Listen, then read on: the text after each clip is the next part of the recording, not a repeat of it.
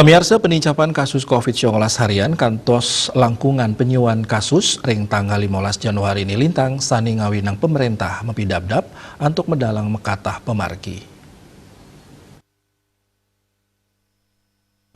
Mungguh ring keterangan virtual, risampun nyaringin rapat terbatas sareng Presiden Joko Widodo, Menteri Koordinator Bidang Kemaritiman dan Investasi Luhut Binsar Panjaitan Mausang, pemerintah sampun ngunengayang indik galah penincapan kasus COVID-19, pacang degelis kepanggihin, napi malih ring tengahing penglimbak varian Omikron.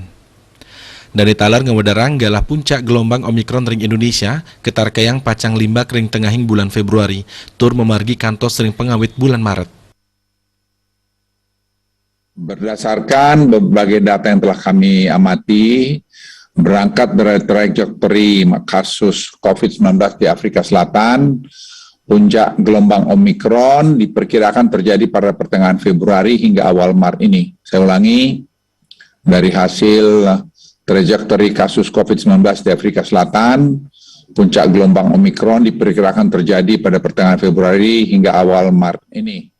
Luhut ngelatarang, pinuh unggur Indonesia nguningayang kasus mungguh ring langkungan penyuan diri, ring tanggal 14 Oktober warse kali tali selikure lintang. Anut ring data inucap, kasus transmisi lokal sampun ngelangkungin kasus transmisi sanerau saking para pelaku perjalanan luar negeri utawi PPLN. Kewentenan kasus inucap, akehan wedar ring Jawa miwah Bali, utamanipun ring Provinsi DKI Jakarta. Raris penincapan kasus ring Jawa Bali, talar memargi ring Provinsi Jawa Barat miwah Banten, santukan wewidangan puni kerumasuk aglomerasi Jabodetabek.